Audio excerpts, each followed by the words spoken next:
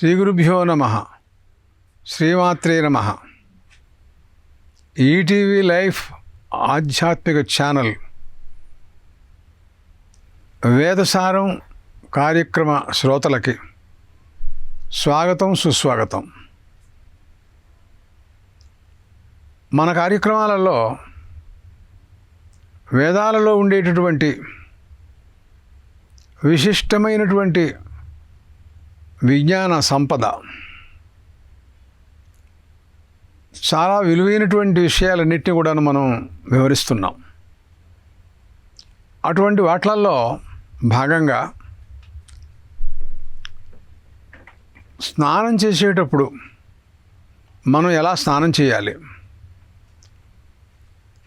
దానికి ఏమైనా మంత్రాలు ఉంటాయా, మామూలుగా వెళ్ళి నదిలో స్నానం చేసేయటమేనా? అదే మాట్లాడుతోంది ఈ మంత్రం అన్నమాట. అంటుంది, హిరణ్యశృంగం వరుణం ప్రపద్యే తీర్థం మే దేహి యాచిత.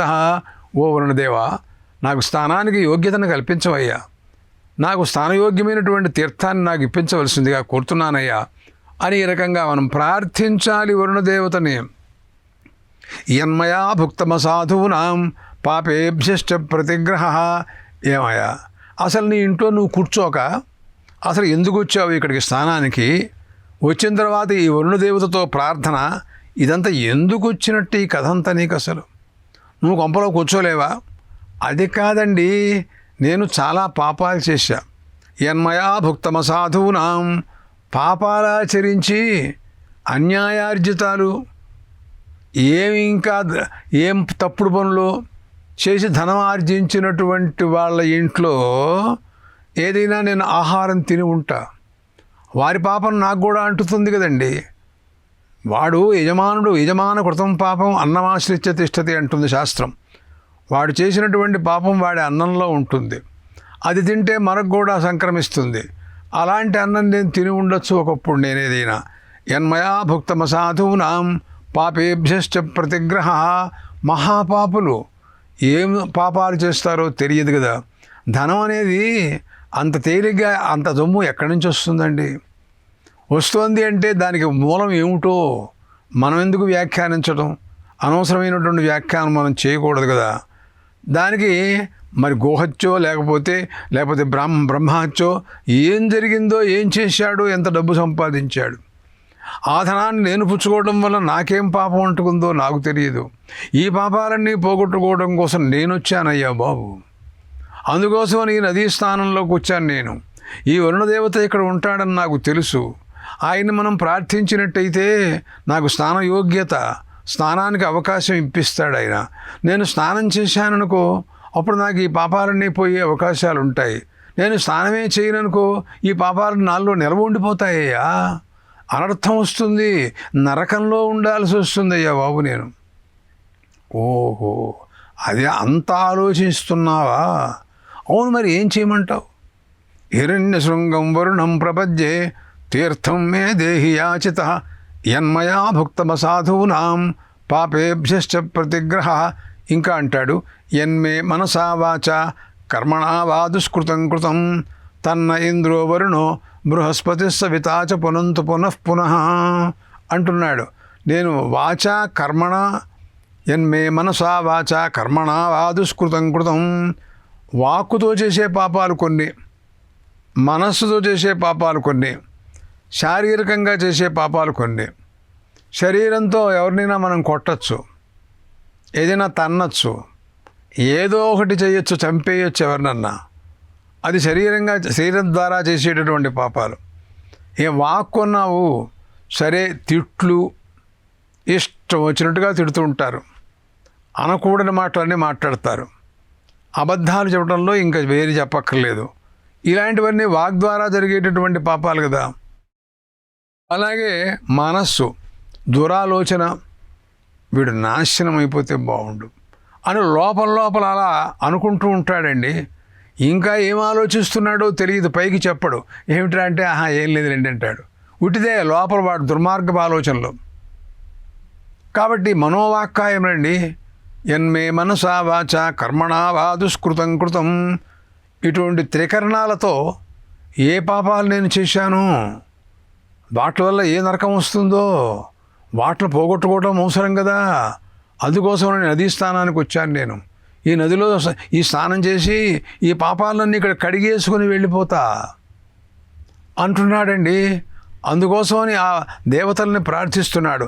తన్నో వరుణో రాజా పాణినాహ్యవరిషతు యన్మే మనసా వాచా కర్మణా వా దుష్కృతం కృతం తన్న ఇంద్రో వరుణో బృహస్పతి సవితా చ పునంతు పునః.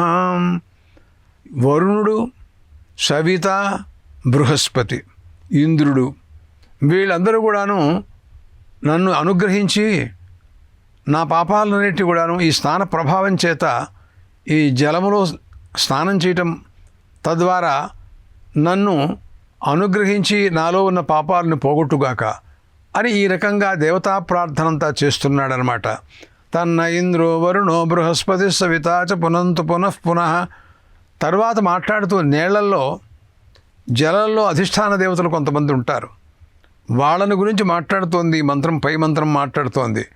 నమో అగ్నయే సుమతే నమ ఇంద్రాయ నమో వరుణాయ నమో వారుణ్యై నమోద్భ్య అని అంటున్నాడండి. ఆ నీళ్లలో అగ్ని ఉన్నట్టండి.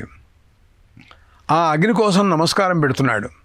ఓ అగ్నిదేవా, నీకు నమస్కారం అయ్యా, నాకు తీర్థం ఇవ్వయ్యా, స్నానం చేయడానికి అవకాశం ఇవ్వవయ్యా అని అంటున్నాడండి. అదేమిటండి నీళ్ళల్లో అగ్ని ఉండటం ఏమిటి? మామూలుగా నీళ్లు పోస్తే అగ్ని చల్లారిపోవడం అనేది మనకు తెలుసు. అది ఎటువంటి అగ్ని అంటే ఏదో పొయ్యిలో నీళ్లు పోయడమో కుంపట్లో నీళ్లు పోయడమో అది మనకు తెలుసు. కానీ వీళ్ళు చెప్పేది అది కాదు. ఆ ఉదకాలంలో ఉన్నటువంటి అగ్ని దేవుడు ఆయన. వాళ్ళకి ఎక్కడ ఉన్నా ఒకటే, వాళ్ళు ఎక్కడైనా ఉండిపోవచ్చు. వాళ్ళకి ఇటువంటి వినాశం అనేది, నీళ్లు పోస్తే చల్లారిపోవడం అనేది ఏదో కట్టెలు బొగ్గులు ఇటువంటి వాటిల్లో ఉన్న భౌతిక అగ్నికి అలాంటి వినాశం కలుగుతుంది. కానీ దేవతాత్మగా ఉన్నటువంటి అగ్నికి ఇటువంటి వినాశం కలగదు కదా. అందుకోసమని ఆ నీళ్లలో ఉన్నటువంటి అగ్నికి నమస్కారం చేస్తున్నాను అని అంటున్నాడు. ఆ దేవతలకు నమస్కారం చేస్తున్నాడు. ఇప్పుడు అంటే నాకు ఒక అనుమానం, నిజంగా నీళ్లలో అగ్ని ఉన్నాడా అని అంటే వేదాలు ఒక సందర్భంగా మాట్లాడుతూ అన్నాయి. అగ్నికి కొంతమంది సోదరులు ఉన్నారటండి. వాళ్ళు ముగ్గురు. అగ్నేస్త్రయోజ్యాయాగం శోభ్రాతరాసన్.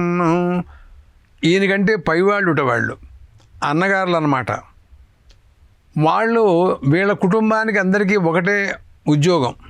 ఏమిటి తెలుసా అండి? దేవతలకి ఇక్కడి నుంచి ఆవిర్భాగాలు తీసుకెళ్ళి మోసుకెళ్ళి ఇవ్వటం. మనం యజ్ఞం చేస్తున్నాం అనుకోండి, ఆ యజ్ఞంలో మనం హోమాలు చేసాం అనుకోండి, దేవేంద్రుడిని ఉద్దేశించి అలాగా ఇతర దేవతలను ఉద్దేశించి మనం అగ్నిలో హోమం చేస్తుంటాం కదా. పూర్వడాశం ఇస్తాం, అన్నం ఇస్తాం, అలాగే పాలు, ఏదో హవిస్సు. వీటిని అన్నింటినీ మోసుకు వెళ్ళి వాళ్ళకి అప్పచెప్పాలి. ఈయన అది ఉత్తరాల బంట్రోతు లాంటి ఉద్యోగం. అది వాళ్ళ కుటుంబంలో అందరికీ ఉంది. అది వాళ్ళ అన్నగారు ముగ్గురు వాళ్ళు కూడా ఇట్లాగే ఉద్యోగాలు చేశారట. చేసి చివరికి వాళ్ళు పాపం పోయినారట. పాపం చేయలేక ఇక అలసట చెంది పడిపోయినారట వాళ్ళు. ఆ తర్వాత నువ్వు రా అని చెప్పి ఈయన తీసుకెళ్ళారట. అప్పటి నుంచి ఈయన కూడా భయంట. పాపం మా సోదరులందరూ కూడాను ఈ దేవతలకు ఆవిర్భాగాలు మోసి పడిపోయినారు, నా గతి కూడా అలాగే పడుతుందేమో, మెల్లిగా జాగ్రత్తగా తప్పుకుంటే మంచిది, ఏం చేయాలా అని ఆలోచిస్తున్నాడు ఈయన. ఓ రోజున ఏం చేశాడంటే మాయమైపోయినాడు మనిషి కనపడకుండా. దేవతలందరూ వెతికారు. ఈయన లేకపోతే వాళ్ళకి అక్కడ ఆహారం లేదండి. ఎక్కడి నుంచి పట్టుకొచ్చి ఇచ్చేవాడు ఆయనే. ఫలానా చోట యజ్ఞం జరిగింది, దాంట్లో మీకు ఆవిర్భాగాలు ఇచ్చారు, ఇవో తీసుకోండి అని ఆ పోస్ట్ ఉత్తరాలు పట్టుకొచ్చి ఇచ్చినట్టుగా ఈయన బట్టి వెళ్ళి వాళ్ళకి స్వర్గలోకంలో ఇవ్వాలి. వాళ్ళు వెతికారు. వాళ్ళకి కనపడకుండా ఉండాలని ఈయన నీళ్లల్లో దాక్కున్నట్ట. అగ్నేస్త్రయోజ్యాయాగం శోభ్రాతర ఆసన్ తే దేవేభ్యో హవ్యం వహంతః ప్రామీయంత సోగ్నిర్బిభేత్ ఇత్థం వావస్య ఆర్తిమారిష్యతీతి స నిలాయత సోపః ప్రావిశతు. ఇక లాభం లేదు, ఎక్కడ ఉన్నా పట్టుకుంటారు వీళ్ళు నన్ను అని నీళ్లలో దూరితే ఇహ నన్నేం చేయలేరు అని చెప్పి నీళ్లలో దాక్కున్నట్టండి. వాళ్ళేమో తిరుగుతున్నారు పాపం. అగ్నిదేవా అగ్నిదేవా అంటూ వెతుక్కుంటూ కేకలు పెట్టుకుంటూ అరుస్తూ తిరుగుతుంటే చేపలు విన్నాయటండి ఈ విషయం. పాపం వాటికేం తెలుసండి, అవి మూర్ఖులు, వాళ్ళకి ఏమైనా జ్ఞానమా పాడా. అవి ఏం చేసినాయంటే ఇగో ఇక్కడే ఉన్నాడు, దీంట్లో ఉన్నాడని అవి చెప్పేయటండి. అవి చెప్పేటప్పుడు గల వాళ్ళు పట్టేసుకున్నారు. అప్పుడు ఈయనకి చాలా కోపం వచ్చింది. నేనేదో రహస్యంగా దాక్కుంటే నన్ను గురించి మీరెందుకు చెప్పాలి ఎట్లా అని వాళ్ళని శాపం పెట్టేట. తమశపధియాధియా త్వావధ్యాసు యో మా ప్రావోచయితి తస్మాన్ మత్స్యం ధియాధియా అగ్రంథి సప్త. చేపలారా, మీకేమైనా మతిపోయిందా? నేను దాక్కున్నాను కదా, కనపడకూడదని దాక్కుంటే నన్ను మీరు బయట పెడతారా? కాబట్టి మీకు శాపం పెడుతున్నాను. క్షణక్షణానికి ఎప్పుడు బుద్ధి పుడితే అప్పుడల్లా మీకు చావు ఏర్పడుగాక, మిమ్మల్ని చంపేసేవాళ్ళలా సిద్ధమవుతూ ఉండుగాక అని శాపం పెట్టేసేట. అందుకోసమనే జాలర్లు ఆ వలలో వేసి వాటిని చంపేస్తూ ఉంటున్నారు. అప్పటి నుంచి వచ్చింది ఇదంతా అన్నమాట. ఈ కథలన్నీ కూడా వేదాల్లో ఉన్నాయి. మనమేమిటో జాలర్లు చేపలు, ఏదో సముద్రంలోకి జాలర్లు వెళ్ళారు, చేపలు పట్టుకుంటున్నారు అని ఇవన్నీ ఏదో మనం చెప్పుకుంటున్నాం. ఇవన్నీ ఏదో కట్టుకథలు, ఏదో వీడు చేస్తున్నారు మనకు అనిపిస్తూ ఉంటుంది. వేదాలు చూస్తే ఇవన్నీ కూడా దాంట్లో ఉన్నాయండి. వేదాల్లో ఇన్నిన్ని విశేషాలు మాట. ఆ రకంగా వాళ్ళు చెప్పారటండి. సరే, ఇక లాభం లేదు, నువ్వు డ్యూటీలో జాయిన్ అవ్వవలసిందేను, నీకు ఉద్యోగం ఉంది కదా అని చెప్పి దేవతలు తీసుకువెళ్ళి మళ్ళీ యథాప్రకారంగా యాగాల్లో ఈయన మళ్ళీ ప్రవర్తించారు అని అన్నీ కనపడుతున్నాయి. అదే భావం నమో అగ్నయే సుమతే నమ ఇంద్రాయ నమో వరుణాయ నమో వారుణ్యే నమోభ్యాం. అలాగా ఇంద్రుడు కూడా నమస్కారం పెడుతున్నారు. ఆ నీళ్ళ దగ్గరికి వెళ్ళి ఇంద్రుడు నమస్కారం పెడుతున్నాడండి స్నానం చేయడానికి ముందు. ఏమండి, ఇంద్రుడు ఎందుకండి అంటే అసలు ఆయన లేనిదే నీకు నీళ్ళు వర్షమే కురవదయ్యా. జలాధిపతి మేఘాధిపతి ఆయన ఇంద్రుడే. ఆయనే ఈ మేఘాలను సృష్టిస్తూ జలాన్ని ప్రపంచకాలంలోకి ప్రవర్తింపజేసేటటువంటి మహానుభావుడు. కాబట్టి ఆయనకి నమస్కారం పెడుతున్నాడు. అంటే మనం ఈ రోజున ఈ జలంలో మనం స్నానం చేస్తున్నాము అని అంటే ఇది ఎక్కడి నుంచి వచ్చింది, ఇది ఎవరి వల్ల సంప్రాప్తమైంది అనే విషయాన్ని కూడా గుర్తెరగాలి కొంచెం. అది కూడా మనం తెలుసుకోవాల్సినటువంటి అవసరం ఉంది. దేవేంద్రుడు దీనికి అంతగా కూడా కారణం అన్నమాట. అందువలన అలాంటి ఆయన కూడా నమస్కారం. నమో అగ్నయే సుమతే నమ ఇంద్రాయ నమో వరుణాయ. అసలు అధిష్టాన దేవత వరుణుడే. జలానికి ఆయనే కదండి అధిపతి, ఆయనకి నమస్కారం. నమో వారుణ్ణి, ఆయన భార్యటండి వారుణి, ఆవిడకు కూడా నమస్కారం పెడుతున్నాడు. నమో వారుణ్ణి నమోభ్య. అదే కాక ఉదక దేవతలకు నమస్కారం పెడుతున్నాడండి. ఉదకం అంటే చాలా పవిత్రమైందండి. ఆ ఉదకాన్ని గురించి వర్ణిస్తూ మాకు చెబుతుంది నారాయణ ఉపనిషత్తు. ఆపో వా ఇదగం సర్వం విశ్వాభూతాన్యాప. మొత్తం ప్రపంచమంతా కూడా ఉదకమేం చెప్పేస్తుందండి అది. అలాంటి ఉదకం, ఆ ఉదకం లేనిదే మనకు ప్రాణాలు లేవండి. మీరు కొంచెం ఎండలు ఎక్కువగా ఉండి వర్షాలు ఒక 10 రోజులు కనుక ఆలస్యమైనట్టయితే గిలగిలలాడిపోతారు.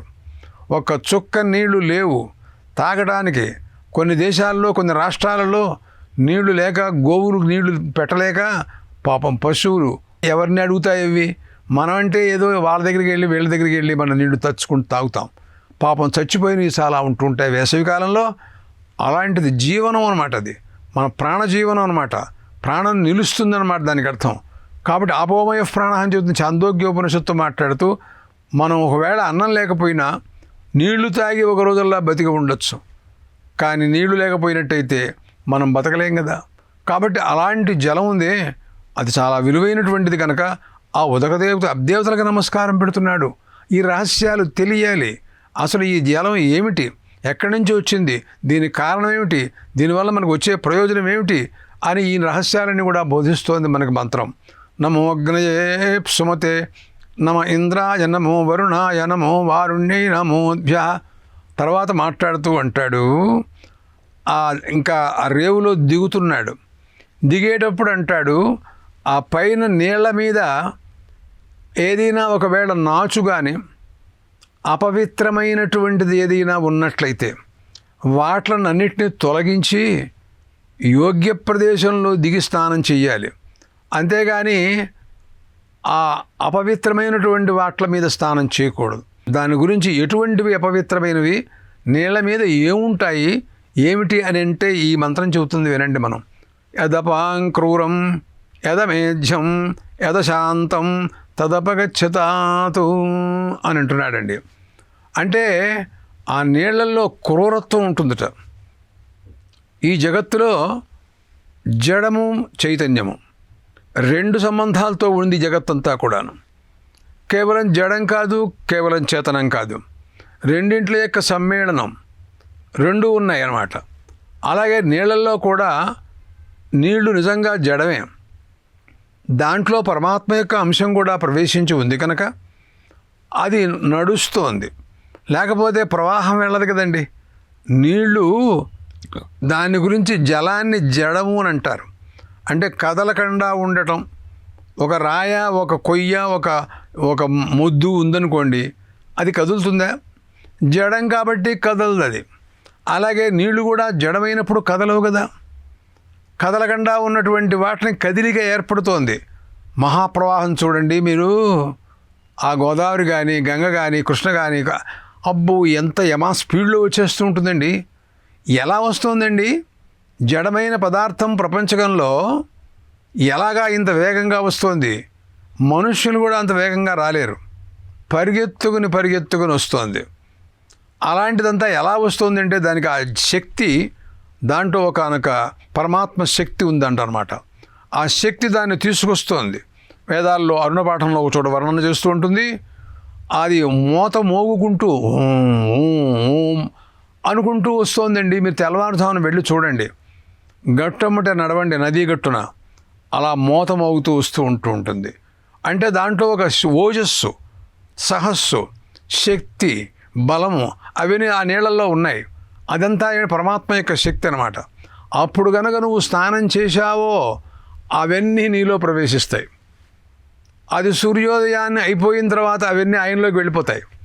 మనం ఉట్టి నీళ్లలో స్నానం చేయడమే. కాబట్టి సూర్యోదయానికి ముందు కనుక చేసినట్లయితే ఆ శక్తులన్నిటి కూడా మనలో మనం నిలుపుకుంటాం అన్నమాట. అందువలన ఆ నీళ్లలో ఇలాంటి శక్తితో పాటు క్రూరమైనటువంటి స్వభావం చూడండి. మహాప్రవాహంలో అనేక మంది కొట్టుకుపోయిన వాళ్ళు ఉన్నారు. దాంట్లో జారి పడిపోయినాడు అనుకోండి, ఇంతే సంగతులు, వెళ్ళిపోతాడు, ఎక్కడికెడతాడో తెలియదు. మహాప్రవాహంలో ఆ గంగ ఆ పర్వతాల మీద, హిమవత్ పర్వతాల మించి అలా వస్తోంది అంటే ఎంత వేగంగా వస్తూ ఉంటుందో.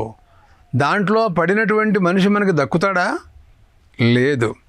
క్రూరత్వం అలాగా మనుషులను తీసుకుపోవడం అనేది ఉందే, దాంట్లో ఉంది. అదే కాదు, దాంట్లో సుడిగుండాలు ఉన్నాయి, ఇలా గిరగిరా తిరుగుతూ ఉంటాయి. దాంట్లో గిరగిరా తిరిగిపోతాడు మనిషి దాంట్లో పడ్డాడంటే. ఆ క్రూరత్వం దాంట్లో ఉందన్నమాట. యదపాం క్రూరం, ఆ క్రూరత్వం ఉందే, దానివల్ల నాకు ఎటువంటి ప్రమాదం రాకుండా ఉండుగాక అని ప్రార్థిస్తున్నాడు. యదపాం క్రూరం యదమేధ్యం. అమేధ్యం అండి, కొంతమంది ఉమ్మేస్తారు నీళ్లల్లో, చాలా తప్పు. జలాధిష్టాన దేవతలను అవమానపరిచినట్టయితే. అదే అరుణపాఠం అని ఒకటి ఉంది మాకు, దాంట్లో మాట్లాడుతూ ఆ ఉదకాల గురించి చెబుతూ న నిష్ఠీవేత్ న వివసన స్నాయాత్ గుహ్యో వా ఏషోగ్ని ఏతస్యాగ్నేరనతి దాహాయ అని అంటుందండి. అంటే నీళ్లలో నువ్వు ఉమ్మేయకూడదయ్యా అంటుంది. నా వివసన స్నాయాత్, వస్త్రం లేకుండా స్నానం చేయకూడదు. గుహ్యమైనటువంటి మన గోప్యమైనటువంటి ఇంద్రియాన్ని జలాధిష్టాన దేవతకు చూపించిన మహాపాపం వస్తుంది మనకి. సవస్త్రంగా స్నానం చేయాలి కానీ వివస్త్రంగా స్నానం చేయకూడదన్నమాట. అప్పుడు మనం ఆ జలాధిష్టాన దేవతని అవమానపరిచినట్టు అవుతుంది. అది శాపం పెట్టిందనుకోండి, అయిపోతాడు మనిషి. నా వివసన స్నాయ, పైగా ఇంకోటి గుహ్యో వా ఏషోగ్ని, లోపల రహస్యాతి రహస్యంగా లోపల అగ్ని ఉన్నట్టండి, ఆయన కాల్చేస్తాడు వీడిని. ఏతస్యాగ్నేరనతి దాహాయ, దాహం లేకుండా వాడిని బతికించాలి అంటే, వాడు బతకాలి అన్నట్టయితే, అగ్ని వల్ల ఎటువంటి ప్రమాదం మనకు రాకుండా ఉండాలి అన్నట్లయితే, సవస్త్రంగా వస్త్రంతో కూడి మనం స్నానం చేయవలసి ఉంటుంది. కానీ వస్త్రాన్ని విడిచిపెట్టేసి వివస్త్రులై మనం స్నానం చేయకూడదనమాట. అంటే వివస్త్రులై స్నానం చేయటం పాపం. అందుకోసమని ఈ రకమైనటువంటి భావాలని కూడా చెబుతుంది. కనుక ఈ మంత్రంలో మాట్లాడుతూ ఆయన అంటాడు, యదపాంక్రూరం యదమేధ్యం, ఆ అమేధ్యమైనటువంటిది పైన ఉన్నటువంటి ఆ అమేధ్యం ఉంది, దాని అంతా తొలగించుకోవాలి. యదశాంతం, అది దాంట్లో అశాంత స్వభావం ఉంటుంది. అంటే ఏమిటి తెలుసా అండి, ఆ నీళ్లు కనుక నువ్వు తాగావనుకో జలుబు చేస్తుంది, తుమ్ములు వస్తాయి, ముక్కు కారుతుంది, జ్వరం వస్తుంది, ఆసుపత్రికి వెడతావు. అంటే ప్రార్థనా బలం వలన ఇవన్నీ మనకి లేకుండా పోతాయి అని అర్థం అనమాట. ఆ తర్వాత స్నానకాలంలో దేవతల్ని ప్రార్థించటం, ఆ ప్రార్థన ఇవన్నీ కూడాను సఫలమవ్వాలి మనకి. అందువలన హిరణ్య శృంగం వరుణం ప్రపద్యే తీర్థం మే దేహి యాచిత యన్మయా భుక్తమసాధూనాం పాపేభ్యశ్చ ప్రతిగ్రహ. భయంకరమైనటువంటి మాటలు ఉన్నాయి దీంట్లో. అసాధూనాం పాపేభ్యశ్చ అన్నాడండి. అంటే భయంకరమైన పాపాలు చేసిన వాడి యొక్క ఆహారం తినటం, వాళ్ళ ధనాన్ని మనం పుచ్చుకోవటం, వీట్ల వల్ల వచ్చే పాపాలు, వాట్ల నుండి కూడా విముక్తి, ఇది మామూలుగా జరిగే పని కాదు. మనం ఈ ప్రార్థనా బలం వల్ల జరగాల్సిందే. కానీ దానికి ప్రాయశ్చిత్తం నువ్వు చేసుకోలేవు, నీ వల్ల కాదు. దానికి నువ్వు ధనం ఖర్చు పెట్టలేవు, నీ దగ్గర డబ్బులు లేవు, ఉన్నా కూడా నీకు తెలియదు, చేయించేవాడు లేడు, చేయించిన వాడు ఏం చేస్తున్నాడో నీకు తెలియదు. కాబట్టి ఇలాంటివన్నీ కూడాను ఈ ప్రార్థన వలన మనకి అవన్నీ లభిస్తున్నాయి అన్న సంగతి మనకు తెలుస్తూ ఉంటుంటే వాటినన్నిటినీ కూడాను మనం విడిచిపెట్టేసేసి మనం ఏదో నాకు తోచినట్టుగా నేను చేస్తాను అని అంట ఉంది చూసారా, అది చాలా అవివేకం, చేతగాని మాటలు.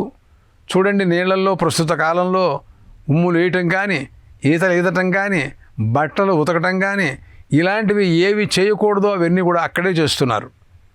మరి ఆ జలదేవతల్ని అవమానపరచడమే కదా. పైకి వచ్చి నాకు దేవుడు అనుగ్రహించలేదండి, నాకు రావటం లేదండి, నేను అనుకున్నవి ఏవీ జరగటం లేదండి. ఓ పక్క నుంచి ఆయనకేమో అవమానపరుస్తున్నావా వెళ్ళి, మళ్ళీ ఓ పక్క నుంచి ఏమో తిరుపతి వెళ్ళి నా స్వామి వెంకటేశ్వర స్వామి నాకు నువ్వు ఇవంట, ఓ పక్క నుంచి ఆయనే అవమానపరచడం, మళ్ళీ ఆయనే నేను ప్రార్థిస్తున్నానంటే ఏం బాగుందండి. కాబట్టి ఈ రకంగా నమో అగ్నయే సుమతే నమ ఇంద్రాయ నమో వరుణాయ నమో వారుణ్యై నమోభ్య అని దేవతలందరినీ కూడాను అబ్దేవతలందరినీ కూడాను ప్రార్థించాలి. తద్వారా వారి అనుగ్రహాన్ని మనం పరిపూర్ణంగా పొందాలి. పొందిన తర్వాత మనం ఆ స్నానాన్ని కనుక మనం చేసినట్టయితే, ప్రార్థనా రూపంగా ఈ రకంగా స్నానాలు చేసినట్టయితే స్నాన ప్రభావం చేత ఆ ఉదకములు ఎంతో విలువైనటువంటిది, దాంట్లో తేజస్సు ఉంటుంది అని చెప్పాను ఇందాక నేను. అదే మహా తేజస్సుతో ప్రాతకాలంలో ప్రవహిస్తూ ఉంటుందని మహర్షులందరూ కూడా తేజస్సుతో ప్రకాశిస్తూ ఉంటుంటారు. అరణ్యాల్లో ఉంటారు, వాళ్ళు తెల్లవారుజామున వెళతారు, వాళ్ళు స్నానం చేసేస్తారు, దాంట్లో ఉన్న శక్తి అదంతా కూడా వాళ్ళు పొందుతారనమాట. మనం స్నాన మంత్రార్థ విచారణ చేస్తున్నాం. దాంట్లో ఆ నదీ తీరంలోకి వెళ్ళడం, నదుల్లో అధిష్టాన దేవతలుగా ఉన్నటువంటి దేవతా ప్రార్థన, ఈ మంత్రాలు చెప్పిన విధాన ప్రకారంగా మనం చెబుతున్నాం. కానీ మనకి అంత సులువుగా ప్రస్తుతం ఆ నదులకు వెళ్ళడం అనేది సాధ్యం అవుతుందని తోచట్లేదు. ఏదో మన దగ్గర ఉన్నటువంటి బావి కానీ ఏదో వాటిల్లో మనం స్నానాలు చేస్తూ ఉంటాం. చేసినప్పుడు కూడా మనం ప్రార్థన చేయడం మంచిది. చూడండి, లోకంలో ఒక మాట ఉంది, గంగేది యో బ్రూయాద్ యోజనానాం శతైరపి ముచ్యతే సర్వపాపేభ్యో విష్ణులోకం సగచ్చతి అన్నాడండి. ఎక్కడ స్నానం చేస్తున్నా గంగా గంగా గంగా అనంటే ఆ నామోచ్చారణం, ఆ గంగా తల్లిని, ఆ భాగీరథి తల్లిని మనం అలాగా ఉచ్చరించి యోజనానాం శతైరపి, ఇప్పుడు ఎక్కడుందంటే అది హిమాలయాల దగ్గర ఉంది. అది ఎన్ని యోజనాలు ఉన్నాయి ఇక్కడికి దూరం మనకది? 100 యోజనాలు. శతైరపి అన్నాడు, 1000 యోజనాల దూరంలో ఉన్న ముచ్యతే సర్వపాపేభ్యో విష్ణులోకం సగచ్చతి. ఇక్కడ ఉంచి మనం ఆ ప్రార్థన చేస్తే మనల్ని ఆమె అనుగ్రహించి, అయ్యో పాపం రాలేడు వాడు, అనుగ్రహించాలి, ప్రార్థిస్తున్నాడు అని దయతో మన అనుగ్రహించి విష్ణులోకంలోకి తీసుకెడుతుంది. తర్వాత అంటాడు, అంబా తద్దర్శనాన్ముక్తిర్న జానే స్నానజంబలం. అమ్మా నిన్ను దర్శిస్తే చాలమ్మా, నేను స్నానం చేయలేని వెళ్ళాడు, జ్వరం వచ్చింది, స్నానం చేయలేడు, వణికిపోతున్నాడు, నీళ్లు చల్లుకున్నా చాలు, దర్శిస్తే చాలు. అంబత్వ దర్శనాన్ముక్తి అన్నాడండి. నిన్ను చూస్తేనే నాకు మోక్షం వస్తుందమ్మా. నజానే స్నానజం ఫలం. ఇంకా స్నానం చేస్తే ఏం ఫలం ఉంటుందో ఏం చెప్పమంటావు అని అంటూ విష్ణుపాదాబ్జ సంభూత గంగా త్రిపథగామిని, తర్వాత భాగీరథి, భోగవతి, జాహ్నవి, త్రిదశేశ్వరి, ద్వాదశీతాని నామాని ఎప్పటే క్షుణయాదపి స్నానకాలే పఠే నిత్యం మహాపాతక నాశనం అన్నాడు. నందిని, నలిని, సీత, మాలిని చ మహాపగ, విష్ణుపాదాబ్జ సంభూత గంగా త్రిపథగామిని, భాగీరథి, భోగవతి, జాహ్నవి, త్రిదశేశ్వరి, ఈ నామాలు, ఈ పేర్లు కనీసం ఉచ్చరించి ఇక్కడ మనం స్నానం చేసిన ఆమె మన అనుగ్రహించి మన పాపాలను పోగొడుతుందని చెప్పడంలో సందేహం లేదు. ఈ పని చేయటం పెద్ద కష్టమే ఉందండి. వెళ్ళమంటే ఇక్కడి నుంచి మనం గంగా నది తీరంలోకి వెళ్ళలేం, కానీ ఇంట్లో కూర్చుని స్నానం చేసేటప్పుడు ఈ నామాలు, ఈ పేర్లన్నీ, ఆవిడ పేర్లన్నీ చెప్పి స్మరించుకుంటూ స్నానం చేయడంలో తప్పే ఉందంటోను. ఆ రకంగానైనా స్నానాలు చేసినట్టయితే మనం కృతార్థులమవుతామని ఇప్పుడు ఇంతవరకు చెప్పినటువంటి ఈ మృతికా స్నానాలు కానీ, లేకపోతే దూర్వా స్నానాలు కానీ, ఈ స్నానముల యొక్క, నదీ స్నానాల యొక్క మహిమంతా కూడా ఈ నామోచ్చారణం ద్వారా కూడా మనం పొందే అవకాశం ఉంటుందనే విషయాన్ని మనం ఈ విచారణలో మనం తేల్చుకుని మనం చెప్పుకున్నాం. దీని ద్వారా మనం ఆ పేర్లను ఉచ్చరించి తప్పకుండా మనం స్నానఫలాన్ని పొందుతాము. తప్పకుండా పొందండి అని అందరికీ కూడాను చెబుతూ విరమిస్తున్నా. స్వస్తి.